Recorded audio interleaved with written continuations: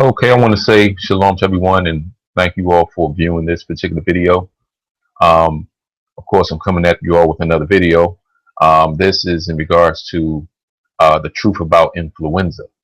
I went into some great detail for about 30 minutes.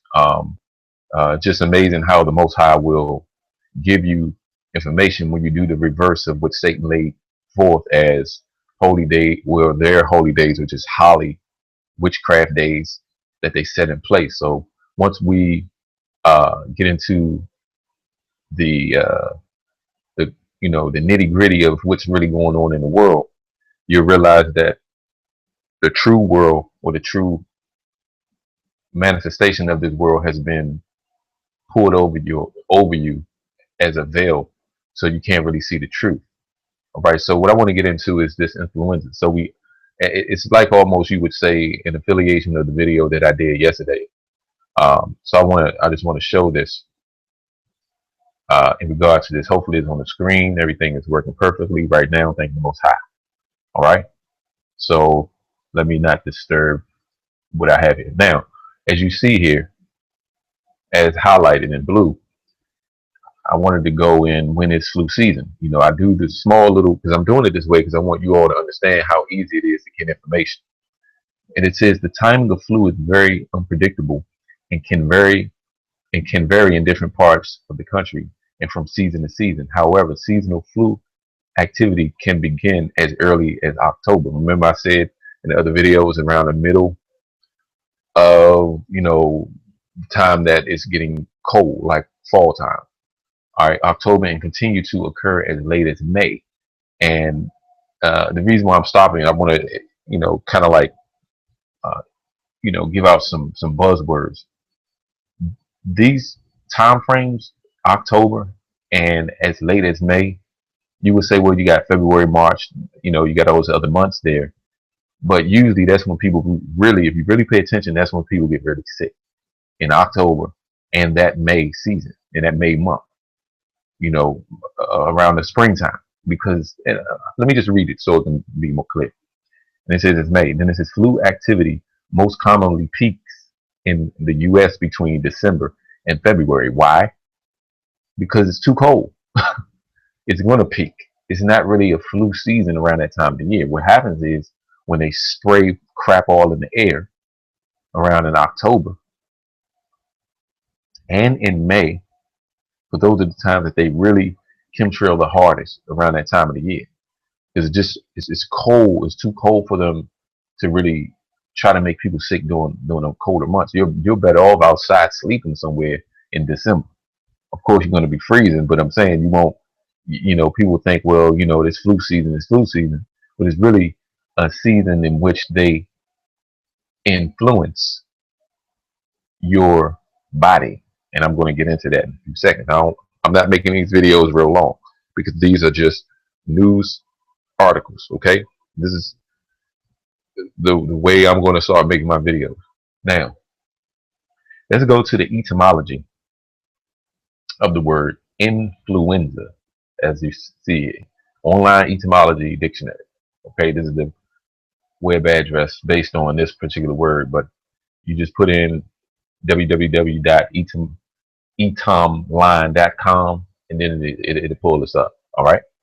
Influenza, 1743, borrowed during an outbreak of the disease in Europe from Italian influenza epidemic. Originally, now you see this, right? Originally, visitation. I want y'all to really pay attention. Visitation, influence of the stars. Hold up, man. Influence of the stars. Influence of the stars. Is that kicking in, people? Influenza. Now, this is outside of scripture. I don't even have the Bible open. Okay? Influenza links to the word visitation. And people don't believe that there's falling angels. People don't believe that there's demons and devils or whatever, or a God itself. But yet, I hope some atheists actually go into this video here, this news report, breaking news, to know that you're dealing with spirits irregardless to what you believe that is no God. Because to believe that there is no God, you have to believe that you must have some type of inclination in you to know that there's a God. You just being defiant. But anyway, let me keep this on point. Influence, because that's what the word influenza comes from. Okay. And they broke the word down so hard that they was like, you know what? Let's just give them the word flu. Okay. Influence of the stars in parentheses from medieval Latin influenta, influentia in the astrological sense. Then it's telling you to link it to influence. Now, I'm going to go into the Strong's Hebrew Concordance because I go into the spirituality of words, right? Influence in the Hebrew. You would not believe what you will see here. Ghoul, right? You see that? Ghoul. We know what ghouls are, a primitive root properly to spin around, right? Keeping people in a circle, keeping people isolated. That's what your gang stalking is about. That's what your targeted individual thing is about. People don't know the origin of why people act a certain way. They are under the influence of demons, of devils, okay? Under the influence of any violent emotion, all right? Usually rejoice. They're going to rejoice over having people spin around all over the place like a dog running at its tail, chasing its tail, as cringing, fear, be glad. So they're good. They want you to be fearful. Okay. And I'm gonna tell you, influenza links to your brain. Once you take a flu shot, it starts to deteriorate your motor skills. It makes you, I don't want to say the word retarded, but it slows your motor skills down. Okay. Be glad, be joyful, rejoice. All right. Of course, there are other definitions, but the big one is ghoul. Okay, that's why it says we need to understand how to read the Hebrew concordance. A prime root, a primitive root. So all these other words come from this primitive root ghoul. Okay, now let's go to the Greek for influence. See this here, 1642.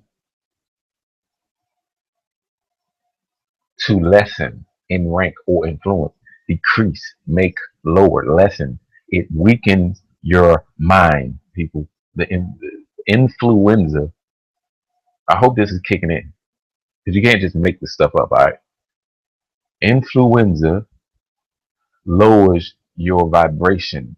It lowers your mental capacity. Can we understand that? It's not a coincidence that when you look into the Greek, you see 1642 to lessen. Then it says in rank or influence. It's talking about in rank. Okay, well, you would have been ranked something higher in school or whatever if you wasn't taking, you wasn't having flu shots or any other kind of silly vaccination that they got. Okay, so let's just look beyond the surface understanding. Decrease, make lower, so it lowers your vibration. That's what it's there for. It's there to kill you off. It's there to make you stupid. So when you take a flu shot, you eventually gonna come down with Lou Gehrig's disease, maybe. It depends on who you are. It depends on how strong your immune system is. You may come down with cancer, maybe. You may have a stroke. You may have cancer. They push cancer. There's articles that they can actually give cancer to people. Okay, maybe I'll do a news report on that. People think this is a joke. People believe in the Bible, but okay, we're breaking down the Bible based on the Hebrew and the Greek. So there's no excuse. All right, so I'm gonna show it again because I got a scripture for the other. Google. All right, be glad, joy, be joyful. All right, so let's go to Proverbs chapter 24 verse 17. All right, Proverbs 24 and 17. Let me see if I can pull that up on this thing. Hopefully it allow me to do it. Why don't I have the Bible? Okay, a minute here.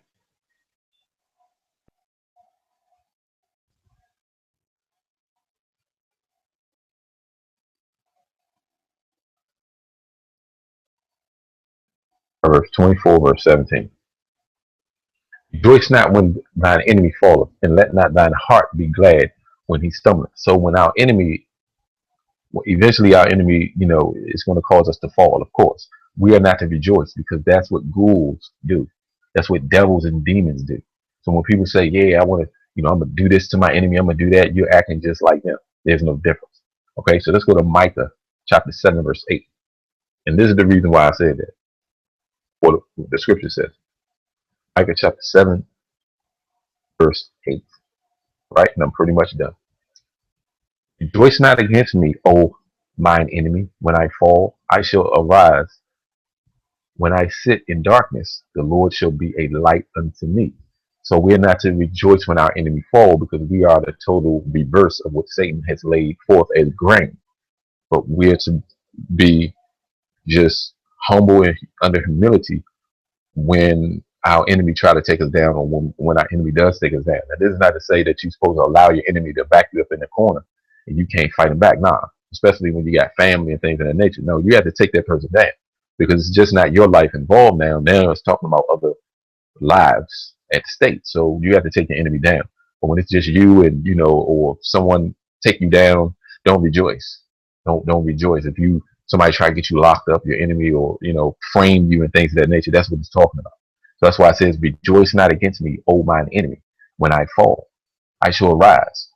When I sit in darkness, it's talking about around a bunch of devils and ghouls, the Lord shall be a light unto me. So when you see the word rejoice, when your enemy rejoice and all that, it's actually talking about under the influence of spirits, under the influence of alcohol and things of that nature. When you're dealing with drugs and alcohol, when it says you're under the influence, it's actually talking about, let me show you again,